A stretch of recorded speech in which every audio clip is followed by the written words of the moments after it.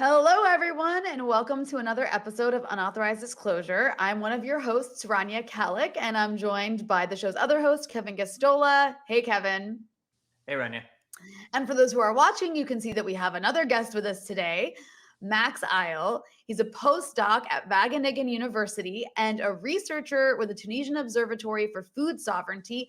And the reason we have him on today, he is the author of the new book, A People's New Green Deal, published by Pluto Press. Max, welcome. Thank you so much for having me. Yeah, we're really excited to have you on, and we're really excited about your new book. So I guess let's just get right into it. Why don't you start by giving our listeners and viewers an idea of what your book, A People's Green New Deal, is about, and then we can go from there. A People's Green New Deal is a response to the very famous or infamous, as you would prefer, Ocasio-Cortez Green New Deal, which emerged in late 2008 and 2019.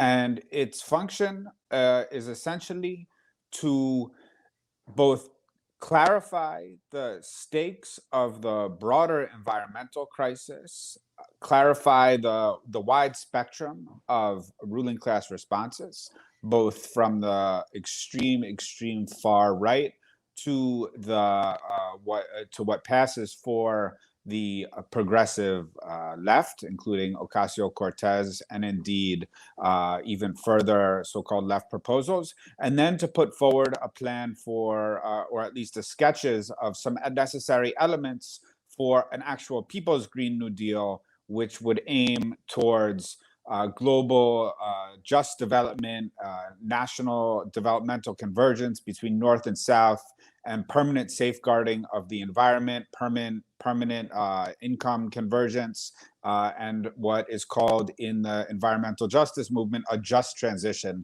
for everybody on the planet, North and South, including in the currently colonized world. And I guess from there, let's start off by not to be too simplistic here, but I think it's important because this hasn't been talked about that much. Before we get into all the other things that you discussed in the book, can you explain how this idea of a Green New Deal actually provides an opportunity to rethink capitalism and the entire economic global order? That opportunity arises on two fronts. On the one hand, it is in part a reaction to the ruling class recognition that the current way of managing the climate crisis is not, in fact, management, it is mismanagement. So the ruling class is, in fact, moving towards its own methods of reworking, controlling, financializing, enclosing, restructuring nature so as to allow for a continued savagely hierarchical world system.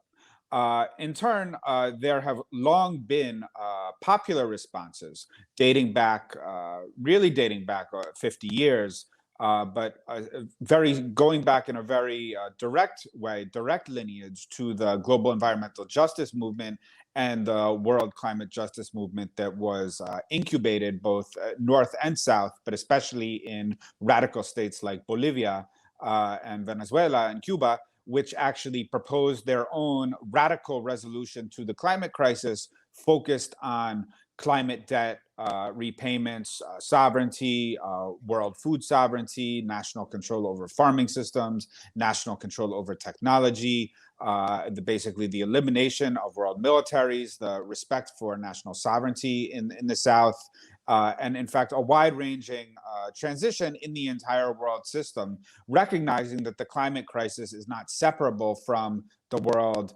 imperialist capitalist system. So this crisis is in fact is not quite a new crisis. It is also very much a crisis which has provoked wide-ranging recipes for remedy going back quite some time. And the book is about picking up on those recipes and saying that those ought to dictate not only these kind of curios, these kind of artifacts that one can gesture to, but in fact really ought to continue to determine our plans for a just transition in the North, which in fact can be done in such a way that in the long run could actually improve Northern quality of life. I notice in the introduction, well, I mean, it's not hard to see because it's right there at the beginning, but you begin with Jeff Bezos and Amazon, and I think the main point you're trying to make here, or what I take away from using him as a figure to start off your book, is that there are widespread interpretations of a Green New Deal, and that even the most vested elites in the capitalist system have their own ways of claiming that they could be supportive of a Green New Deal. Now, I don't really know where Jeff Bezos falls in terms of this environmental policy. That's neither here nor there. Clearly, there are people within the capitalist oligarchs out there who can make it seem like they are supportive of environmental protection and supportive of transforming the energy system, etc. And so it seems like what you're really arguing here is that there is an absolute necessity on the part of movements on the part of the left to define what this future is going to be before the oligarchs get to do it. Because there is like a vacuum right now where people get to throw out their own interpretations of the Green New Deal, and we all accept that that's the Green New Deal. Right, right.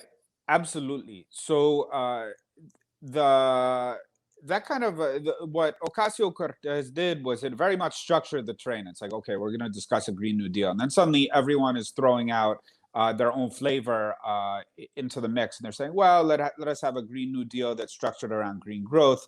Let us have it be focused on issues like social reproduction, which very much appeal to progressive-minded people in the North, and let us have it be focused on public transit. Let us be focused on a move to renewable energy. And so what the book is really saying is that, yes, okay, we do need to, it's perfectly valid, legitimate, and in fact, urgently needed for a national program for just transition in the North, both primarily because of the book's targeted audience in the United States, but also similar discussions or very similar discussions because the similar structures of our societies are happening in places like Australia and Europe and elsewhere, the other wealthy parts of the world. So it's basically saying, okay, this is a legitimate, urgent, needed, incumbent conversation in order to decide how, as progressive minded people or as radicals, we want to respond to the interlinked ecological and social crisis.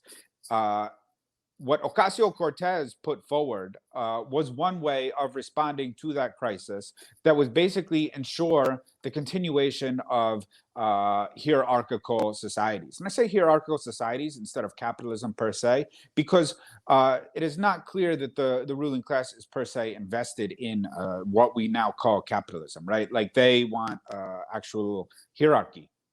Capitalism is not necessarily their basic agenda. They just want to be able to control the world, right? In very blunt terms. So in any case, we should also be having this discussion, but that discussion should in fact be tethered to the historical demands from the South, which it's very easy to suppress, sidestep, ignore, censor, or mute. And that is in fact what is happening in most Northern climate conversation, very much including the Northern climate conversation that is occurring on the kind of echo chamber that passes for the North American intellectual left.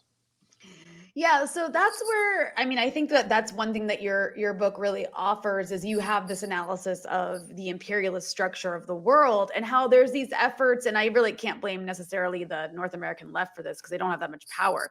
But of course, like you mentioned, right, this idea of a Green New Deal does pose a threat to this imperialist order. And so as a result, you have these kinds of green capitalism attempts to say, oh, here's a Green New Deal, like that basically leaves this entire structure in place. Can you talk a little bit about the attempts by capital, to try to offer these fixes that maintain capitalism and why they just can't work if you actually want to fix the climate crisis? I mean, one thing that you talk about, you have a whole chapter about these technological advances and trying to promote this as it can just fix everything. So can you talk a bit about that? Of course. So there are two sets of fixes that that are being considered. One set of fixes is this kind of dream world where we can move to maintain current levels of energy use in the north. And we can fully replace it with renewable energy. And furthermore, that level of per capita energy use supposedly can be extended to the south. So you could call this the kind of cornucopian or go mine Mars for rare metals and minerals solution. And a part and parcel of that solution is, for example, that we are going to lighten the human impact on the planet by, for example, concentrating all of humanity in megacities like Judge Dredd or something. And then the countryside will just kind of be this huge biodiversity preserve, and it'll be peppered here and there with vertical farms that in fact concentrate agricultural production, so that agricultural production is occurring in its own kind of apartheid zone. I'm using the term deliberately, walled off from what's called wild nature. And it's a series of so part of what the ruling class is putting forward with the kind of avid and enthusiastic complicity of much of the left, like the aristocratic left journal, New Left Review, founded by British aristocrats, in fact,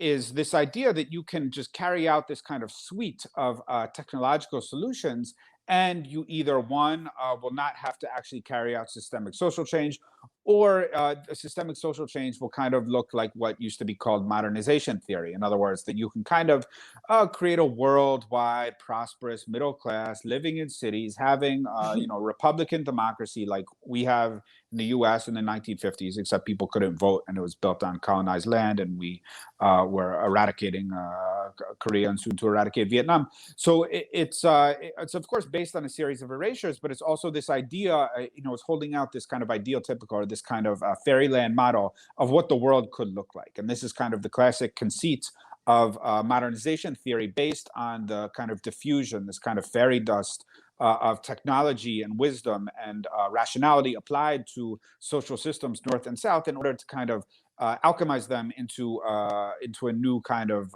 zero impact ecological system, socio-ecological system, which kind of hits its peak, its kind of utopian tomfoolery when you read about these people wanting to go mine the asteroids and colonize, of course, always colonize. They always want to colonize Mars, for example, and shift the population into space stations. Space exploration is the new place, the new kind of locus for humanity to continue its long flourishing mission to conquer virgin lands and so forth. So this is one set of this is the technological set of solutions that are being put forward. This is not, they're not serious. This is what is very fundamental about that. So as soon as one digs the slightest bit, and if one knows the slightest thing, for example, about agriculture, about resource needs, about even the plans themselves as they are laid out in the technical specifications,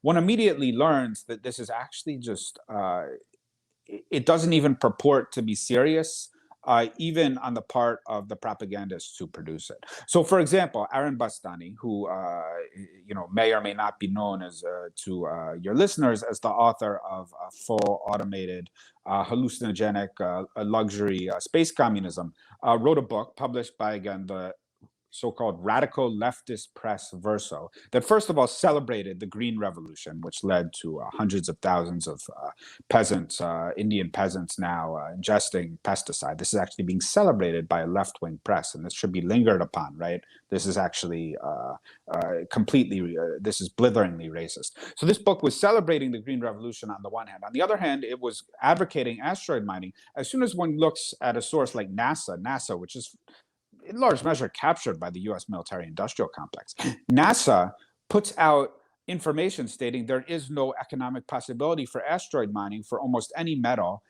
except maybe for platinum. And any form of kind of metallurgy or metal extraction that takes place in space, even theoretically, could only be made profitable if you had industrial platforms in space. And this is because, like, you can't bring metals from space to Earth very easily. It's just like, anyone knows that.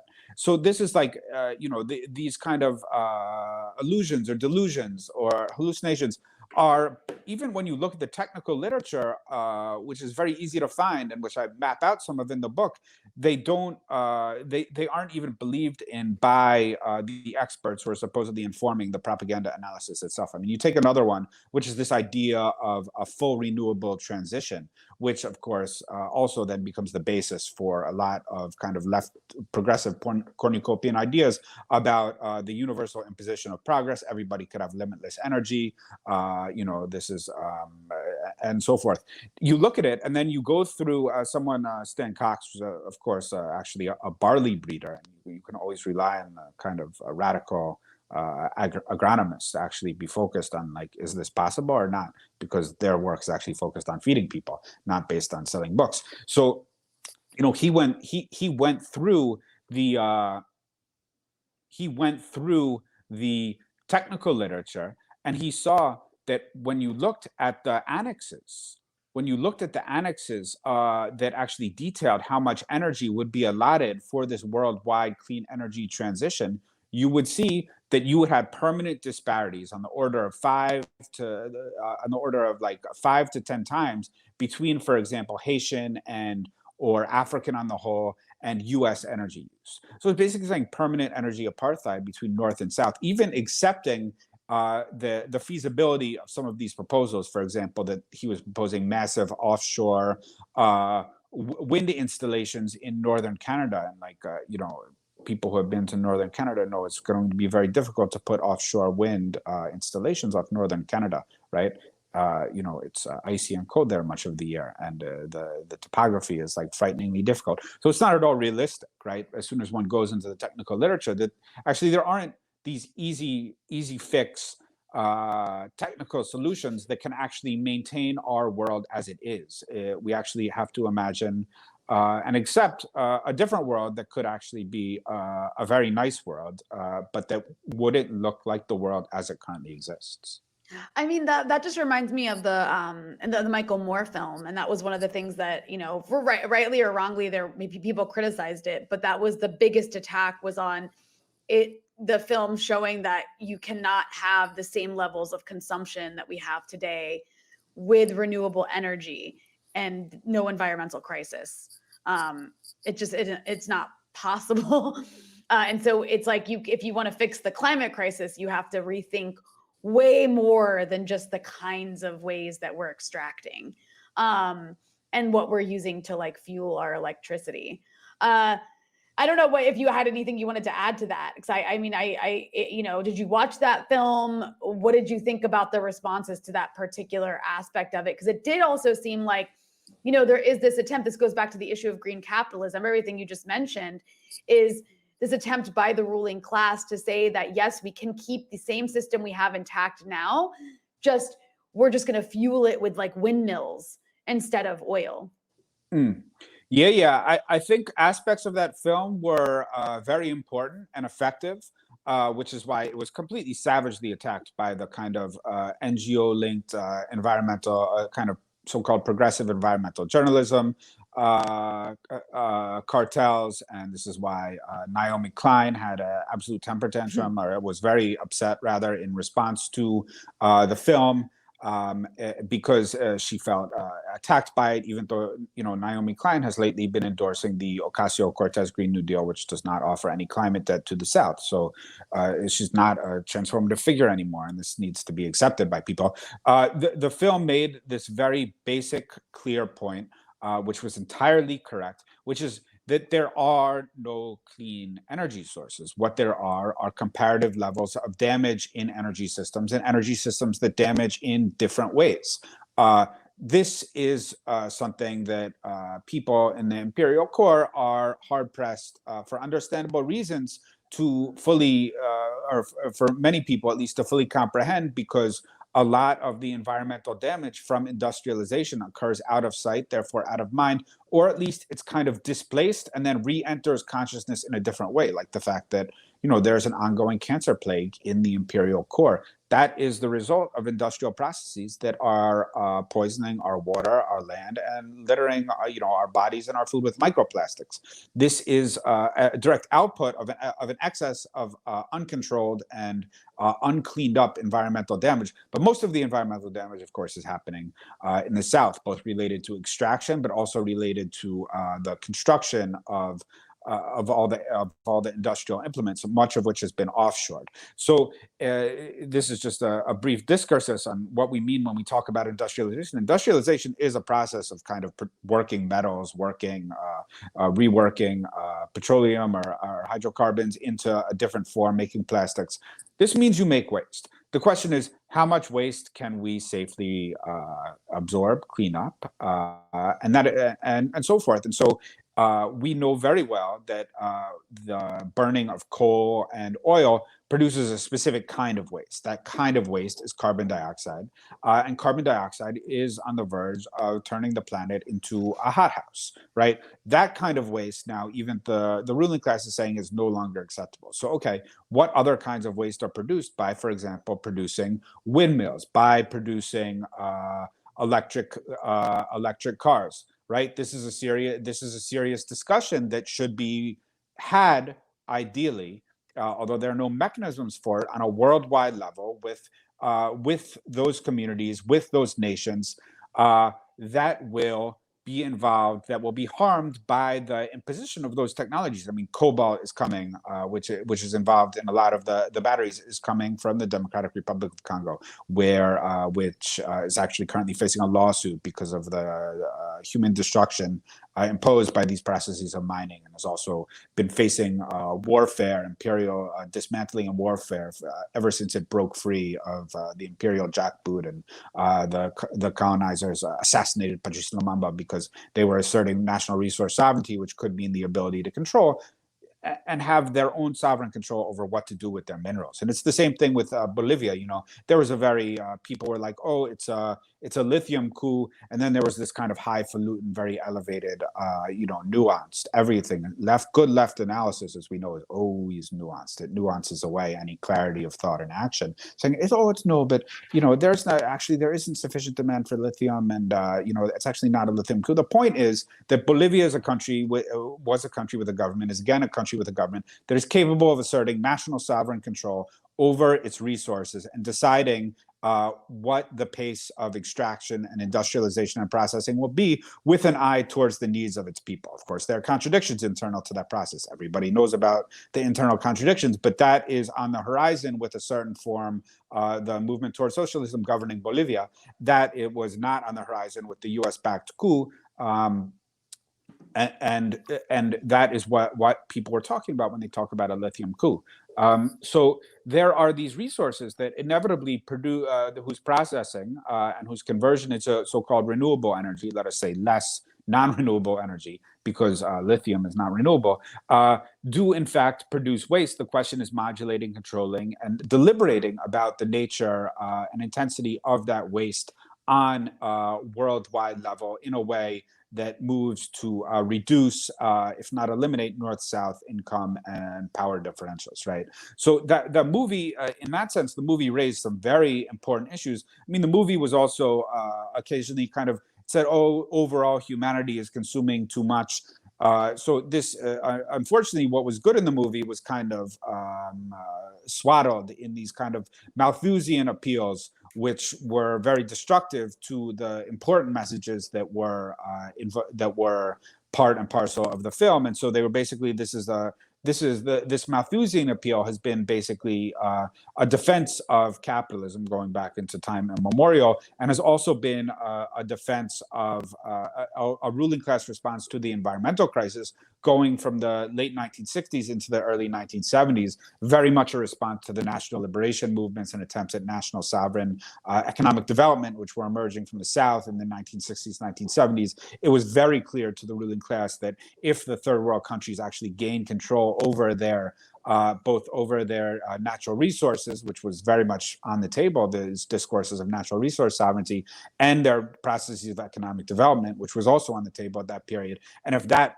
condition their response to the environmental crisis, that would be a disaster. So what did the ruling class start? While the ruling class itself was acknowledging that, okay, there is some form of nascent environmental crisis. We're not exactly sure of its contours and texture, but we're aware it exists. So what are we going to do? We're going to say that there is too many people demanding too few resources. That has never been the problem in essentially in modern human history, right? The problem is not too many humans, too few resources. The problem is first that we have private ownership over the means of production, which actually countervails or prevents socialized planning on an international basis, and prevents the closing of north-south well-being differentials, developmental differentials.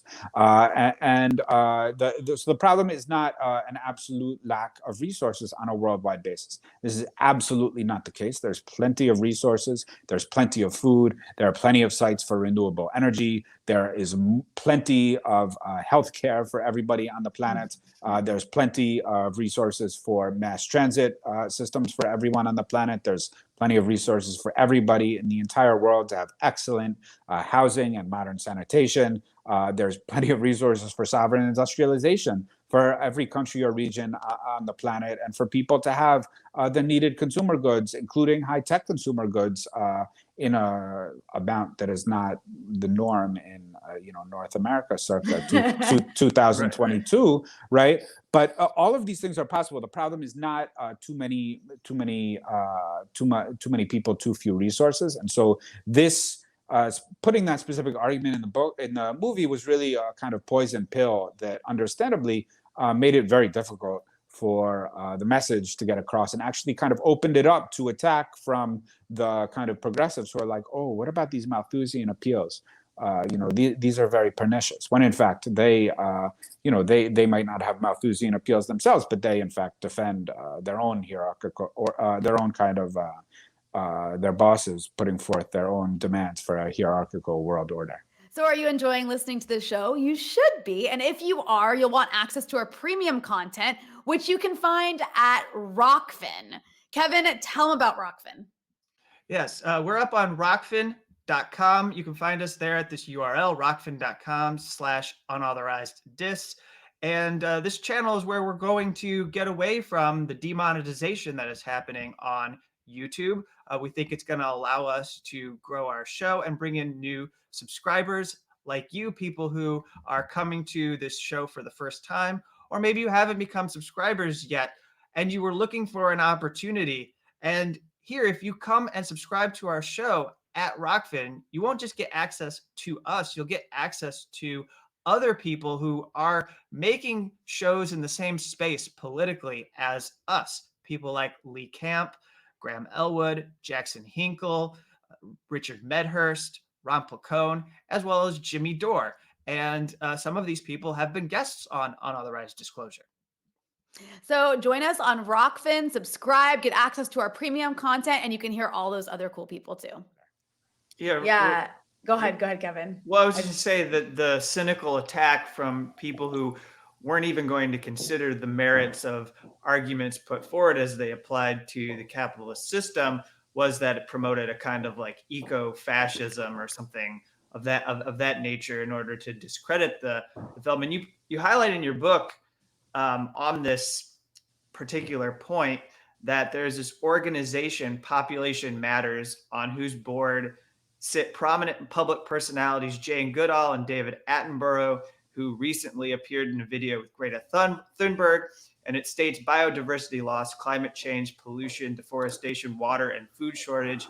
These are all exacerbated by our huge and ever increasing numbers. Our impact on the environment is a product of our consumption and our numbers. We must address both, but then go on to say that may jibe with an arithmetical common sense built on the axiom that humans necessarily impact the environment, producing the equation more humans and more impact. In truth, world population is largely irrelevant to the climate change question. So, in any ways, throwing that out there, it's clear that's a way to not have to change lifestyle. It's clear that it's a way to not have to challenge. They just want poor people. Yeah. They want poor people to stop having children.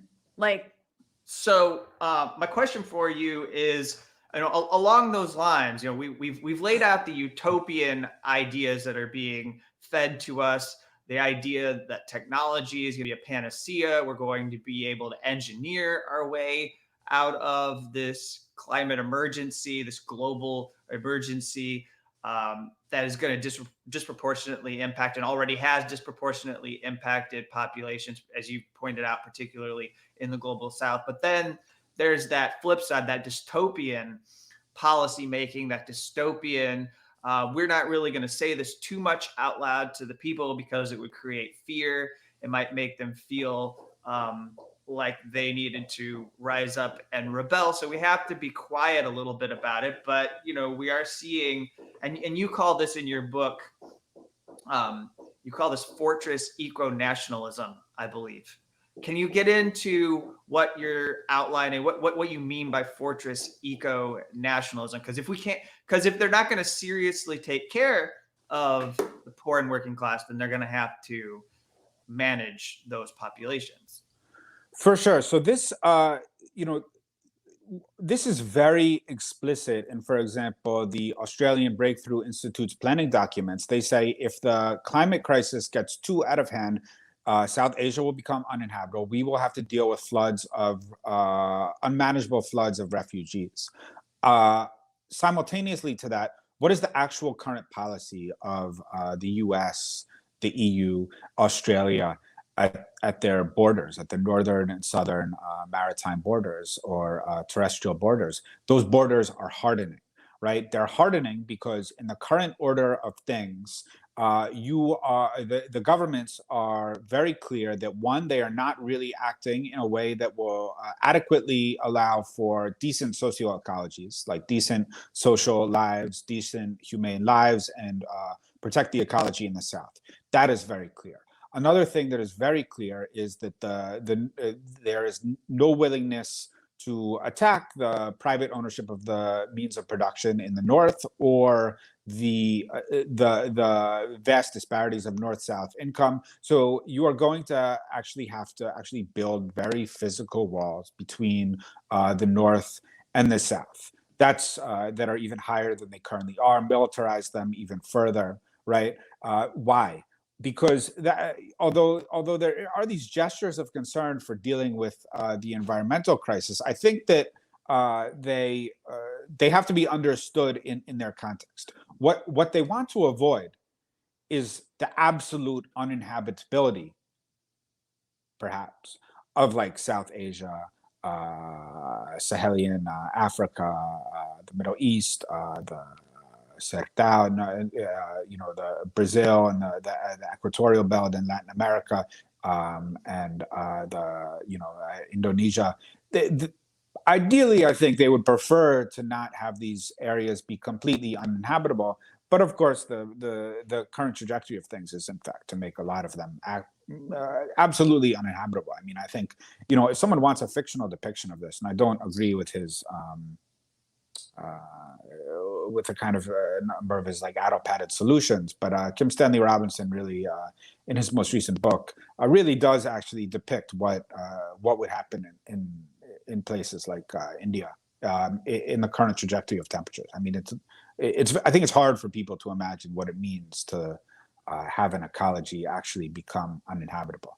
But that is the current trajectory, right? Now, if you do that, part of that will involve, could also occur in other ways through essentially driving demand for resources extremely close to zero. So people talk about Gaza as a laboratory, but people very seldom look at what kind of resources do the people of Gaza consume. They are basically living in an open air prison where the actual per capita energy use is not even on the scale. Right, it's something very close to zero. Right, it's like 2 hours at most of energy a day, or even less than that. A lot of families just are on generators. And in terms of other resources, it's just extremely low. So when you're not using any resources, even if you have an accelerating birth rate, then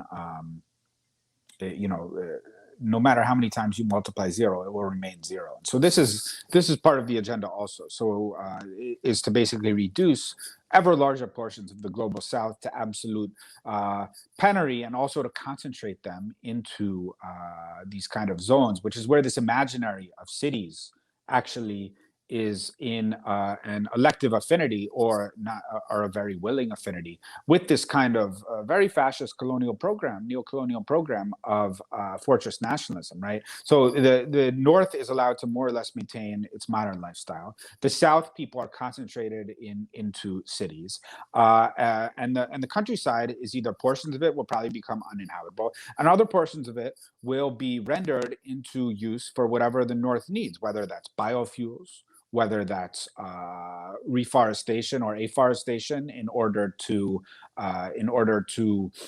draw down carbon, whether that is other forms of kind of compulsory carbon drawdown, and or whether it's kind of massive solar arrays. But the idea is massive depopulation and concentration of the population into cities, which is where these ideas of half Earth emerge, which originally emerged from E.O. Wilson, and have been subsequently lathered and whitewashed by people like, of course, Mike Davis and other authors in the aristocratic, Trotskyist leftist journal, New Left Review. I mean, it's, and I put an element of mockery into my rhetoric here, but it's these are actually, there's no justification for ideas like this existing in progressive circles, right?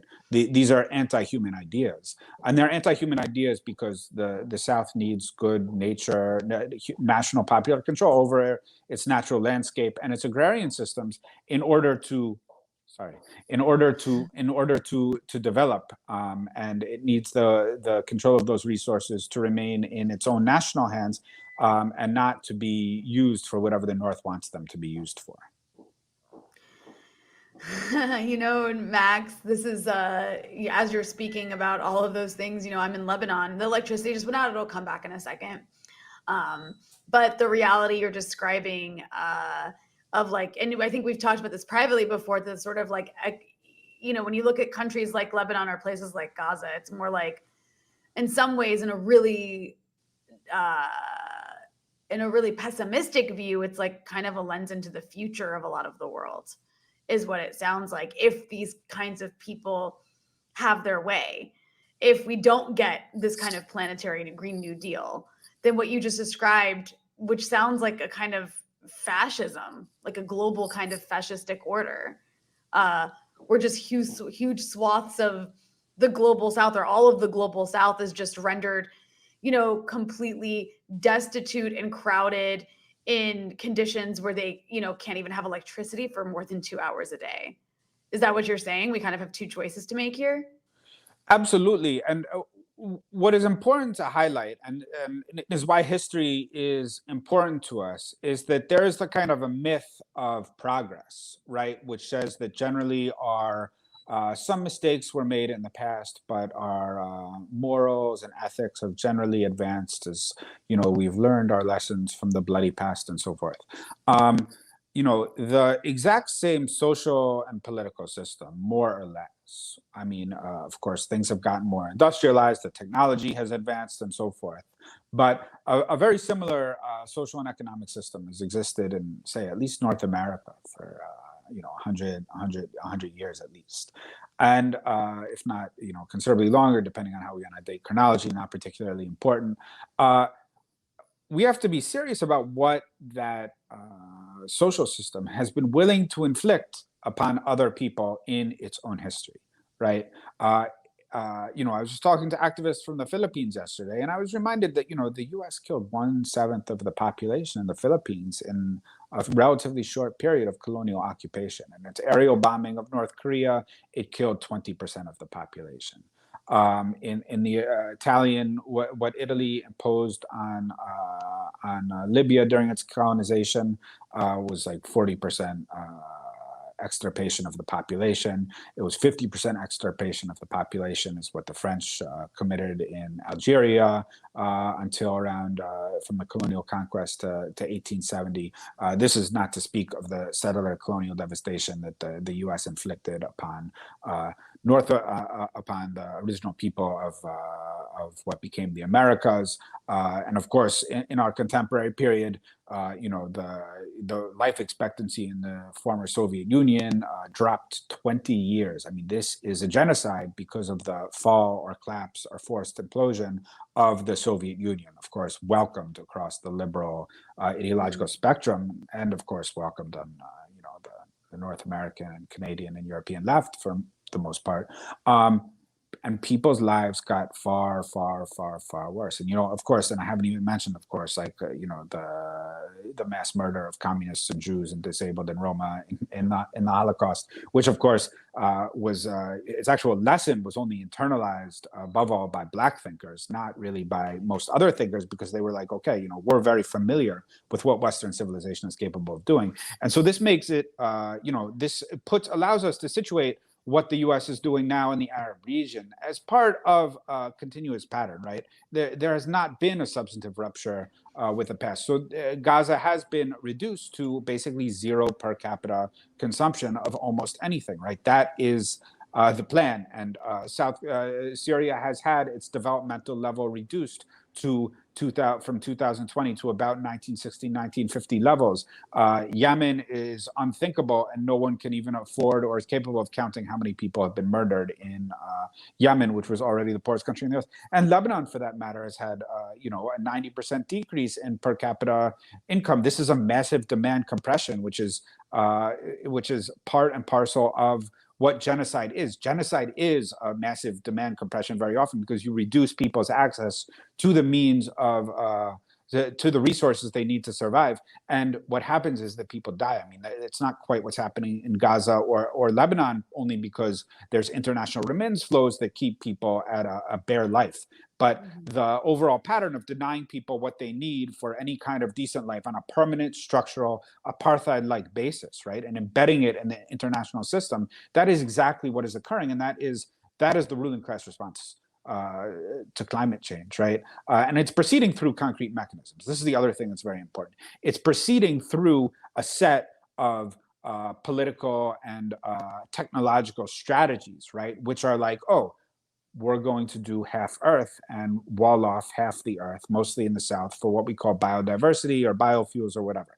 That is the strategy of the ruling class, right?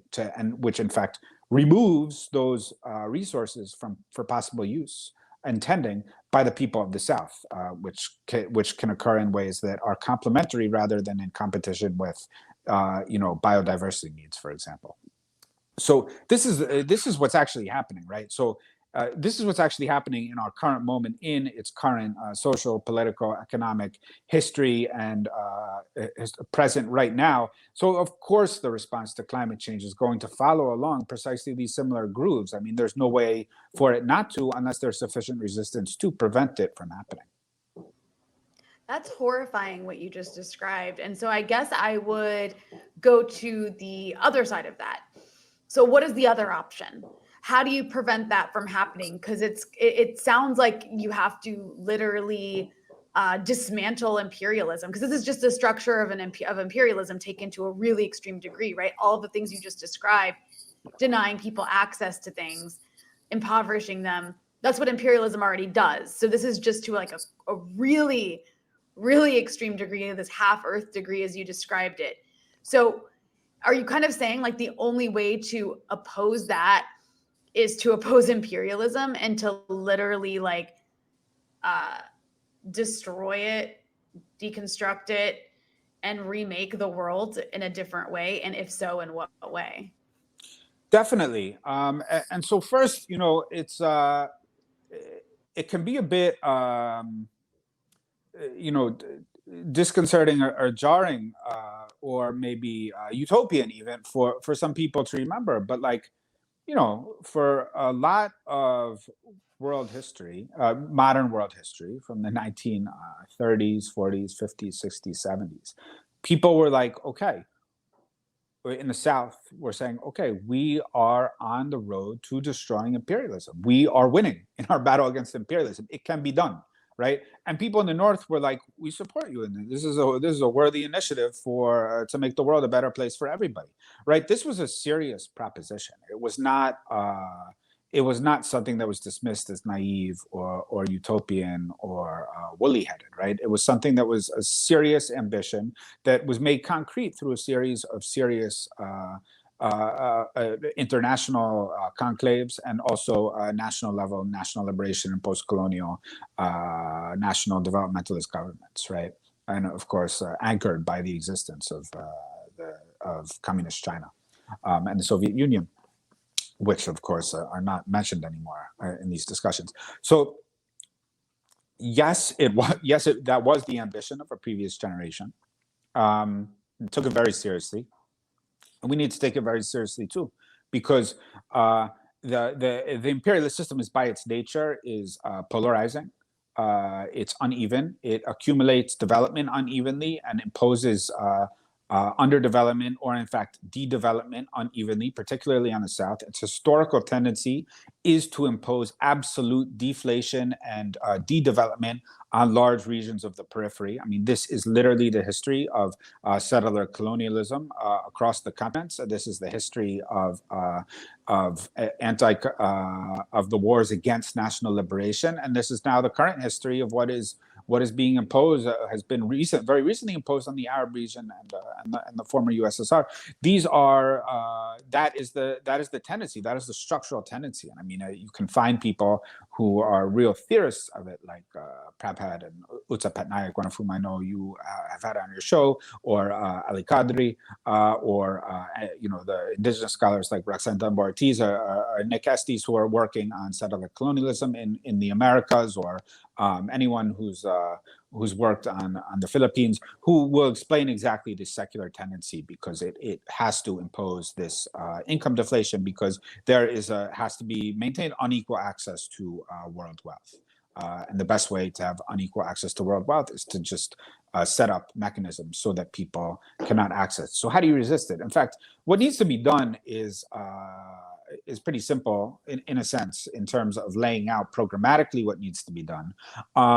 And demands for it essentially come from the South and have been very clear, and have in fact been kind of inscribed to some extent into international law by the struggles of people of the South. So some of the things I put forward in my book are actually international law, right?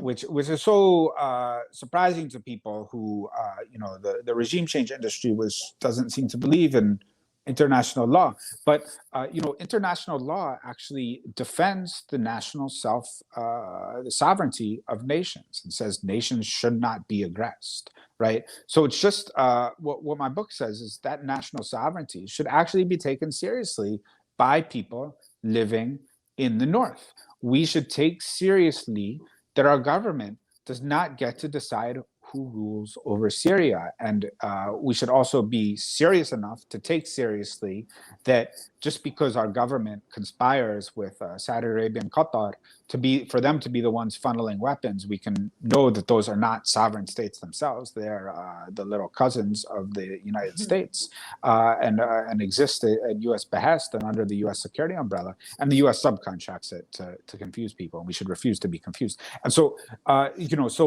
fundamental element is simply the positive defense of national sovereignty in the South, so that countries could go back to the programs that they were pursuing in the 60s and 1970s, which were focused on national economic development and, in some cases, socialist construction, right? And but what that means also, right, is that means national control over resources, which means transforming them internationally, internal trading blocks, but with the added qualification in our current period that needs to occur in an ecologically sound manner, right? Mm-hmm. So, and we now know how that can be done in terms of farming systems. We have a lot more advanced thinking about how that can be done in terms of renewable energy, lessening the impact of industrialization and and sufficient levels of energy use. We know a lot about medicine. We know technically how to give, but technically in the broad sense, meaning technologically, but also the technology of agriculture, which often isn't considered a technology by people who not only don't know how a farm works, but also don't know how their own TV works, but they decide what is and isn't technology, right? From their offices in London.